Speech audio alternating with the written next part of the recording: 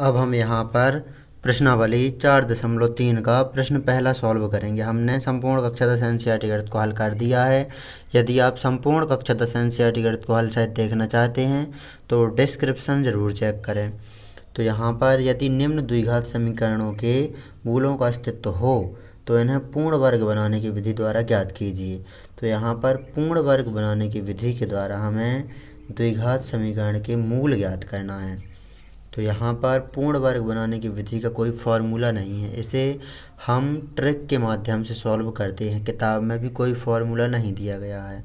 तो यहाँ पर हम सॉल्व करेंगे तो 3 स्टेप में मूल निकलेंगे इस द्विघात समीकरण से। पहले में जो एक्स स्क्वायर के साथ में संख्या है उसको हमें यहाँ से हटाना है। दूसरे स्टेप में हमें यहाँ पर जो संख्या आएगी एक्स के साथ उसका हमें आधा करके फिर वर्ग करना है। फिर जो संख्या आएगी एक बार जोड़ना है, एक बार घटाना है। फिर तीसरे स्टेप में सर्वसमीकरण लगेगी। तो यहाँ पर एक्स स्क्वायर के साथ में जो संख्या है इसको हम यहाँ से हटाएंगे।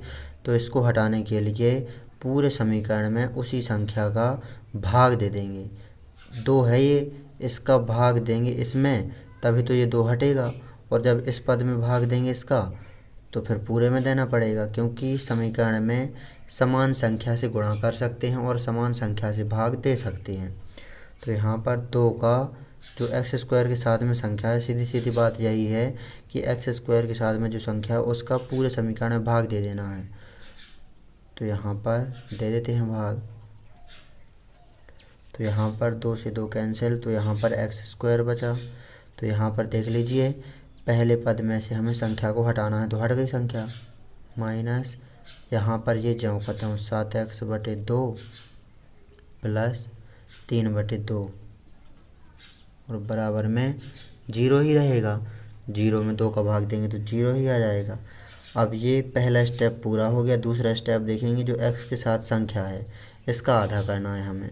तो 7/2 इसका आधा करेंगे। आधा करने के लिए 1/2 का गुणा किया जाता है। मान लीजिए जैसे 10 का आधा करना है अपन को, तो 10 में 1/2 का गुणा कर देंगे तो 2 का भाग 10 में देंगे, 5 आ जाएगा। 5 एकम 5।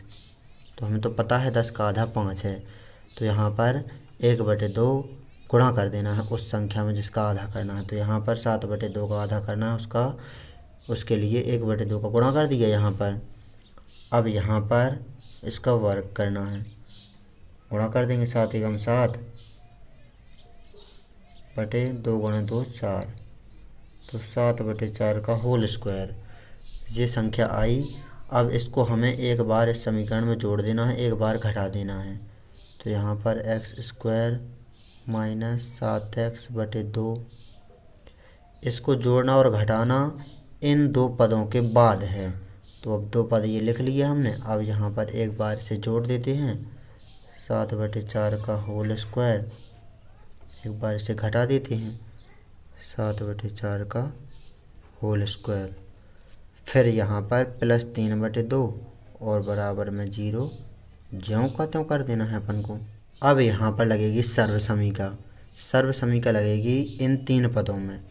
किस प्रकार यहाँ पर दिखा देता हूँ, a² minus 2ab plus b²। तो ये सर्वसमीका होती है a माइनस बी का होल स्क्वायर बराबर a² minus 2ab plus b²। तो यहाँ पर a है, यहाँ पर x, तो x² 2ab है यहाँ पर ये 7x/2, ये इस प्रकार है 2ab। यदि हम देख लीजिए यहाँ पर 2 इंटू a है यहाँ पर x इंटू b है यहाँ पर 7/4 माइनस का चिन्ह लगा करके। तो यदि -2 इंटू a और इंटू b का मान 7/4 ये इस प्रकार करेंगे तो 1 हम 2, 2 दूनी 4। तो यहाँ पर आ जाएगा माइनस के 7/2 और इंटू में x। तो यहाँ पर देखेंगे आप, यही है ना, माइनस के 7x/2 यही है। तो यहाँ पर ये जो है ये 2ab है माइनस की। तो यहाँ पर a माइनस बी का होल स्क्वायर इस रूप में यहाँ पर इन 3 पदों को लिख सकते हैं हम। तो यहाँ पर a है यहाँ पर x माइनस बी है यहाँ पर 7/4 का होल स्क्वायर, तो यहाँ पर होल स्क्वायर। तो ये हमने कर दिया x माइनस 7/4 का होल स्क्वायर। ये इन तीन पदों को इस प्रकार लिख दिया सर्व समीकरण के द्वारा। अब यहाँ पर इन दोनों पदों को बराबर को उस तरफ ले जाएंगे, माइनस के 7/4 का होल स्क्वायर बराबर को उस तरफ जाएंगे तो हो जाएंगे प्लस के 7/4 का होल स्क्वायर, चिन्ह बदल जाएंगे, प्लस के 3/2 बराबर को उस तरफ जाएंगे, माइनस के 3/2 हो जाएंगे। अब यहाँ पर हमें सरलीकरण करत जाना है तो हमारा प्रश्न का उत्तर आ जाएगा। तो यहाँ पर इस तरफ हमें ज्यों का त्यों लिखा रहने देना है, x माइनस 7/4 का होल स्क्वायर इस तरफ देखना है। तो 7 का वर्ग है 49, 4 का वर्ग 16, माइनस 3/2 ज्यों का त्यों। आगे सॉल्व करेंगे यहाँ पर, तो यहाँ पर इस तरफ ज्यों का त्यों x माइनस 7/4 का होल स्क्वायर बराबर यहाँ लेंगे एलसीएम, तो 16 एलसीएम आएगा, 16 एकम 16, 49 ज्यों के त्यों माइनस का चिन्ह लगाया, 2 का भाग 16 में देंगे 8 बार जाएगा, 8 का गुणा 3 में करेंगे तो 24। इस तरफ ये ज्यों का त्यों x माइनस 7/4 का होल स्क्वायर बराबर यहाँ पर घटा देंगे हम 24 49 में से तो 25 आ जाएगा और बटे में 16 ज्यों के त्यों। अब यहाँ पर देखेंगे हम तो इस तरफ x माइनस 7/4 का होल स्क्वायर इसका वर्गमूल कर देंगे हम, और इस तरफ ये है 5 का वर्ग बटे 4 का वर्ग, इस प्रकार लिख सकते हैं इसे हम। इसका हम यहाँ पर वर्गमूल कर देंगे तो अंडर रूट से वर्ग हट जाएगा, तो यहाँ बचेगा x माइनस 7/4 और बराबर में यहाँ पर ये दोनों बाहर आ जाएंगे, वर्ग हट जाएंगे, रूट से वर्ग कट जाते हैं, तो यहाँ पर 5/4। लेकिन रूट से जो संख्या निकलती है वो प्लस माइनस के रूप में निकलती है, तो यहाँ पर एक बार प्लस में ले लेंगे 5/4 को, एक बार माइनस में ले लेंगे।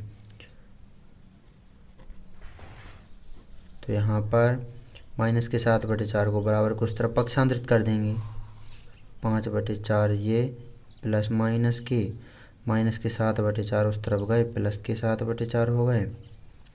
अब यहाँ पर एक बार ये प्लस में लेना है और एक बार लेना है माइनस में, तो एक बार हम प्लस में ले लेते हैं 5/4 प्लस 7/4 तथा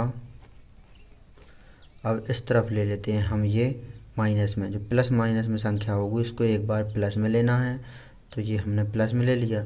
अब एक बार लेंगे हम माइनस में, तो माइनस के 5/4 और प्लस में 7/4, 7/4 तो दोनों जगह प्लस का ही है, सिर्फ इसके चिन्ह को बदल दिया गया है, एक बार प्लस में एक बार माइनस में। यहाँ पर एलसीएम लेंगे, एलसीएम आएगा 4, एलसीएम लेते तो आप पर बन ही जाता होगा, इस संख्या का भाग देते हैं इसमें, फिर जितना आए उसका गुणा करते हैं ऊपर की संख्या में।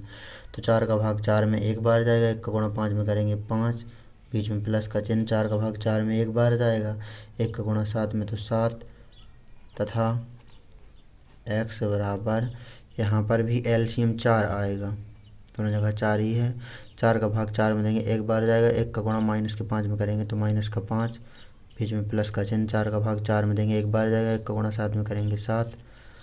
अब यहाँ पर देखेंगे हम तो यहाँ पर 5 और 7 12 और बटे में 4, 4 का भाग 12 में देंगे तो 3, तो यहाँ पर x बराबर आ गया 3, तो यहाँ पर एक मूल आ गया 3 तथा x बराबर 7 में से 5 घट जाएंगे, 2 बचेगा और बटे में 4, ऊपर नीचे 2 का भाग देंगे, 2 एकम 2, 2 दूनी 4, तो x का मान आ गया यहाँ पर 1/2। तो ये आ गए हमारे मूल द्विघात समीकरण के, तो ये दोनों हमारे आंसर हैं। इस प्रकार आपको इस प्रश्न को अच्छी तरह से सॉल्व कर लेना है, परीक्षा की दृष्टि से बहुत अधिक महत्वपूर्ण प्रश्न है ये। यदि आप संपूर्ण कक्षा 10 एनसीईआरटी गणित को हल सहित देखना चाहते हैं तो डिस्क्रिप्शन ज़रूर चेक करें, तो नोट कर लीजिए इस प्रश्न को अच्छी तरह से।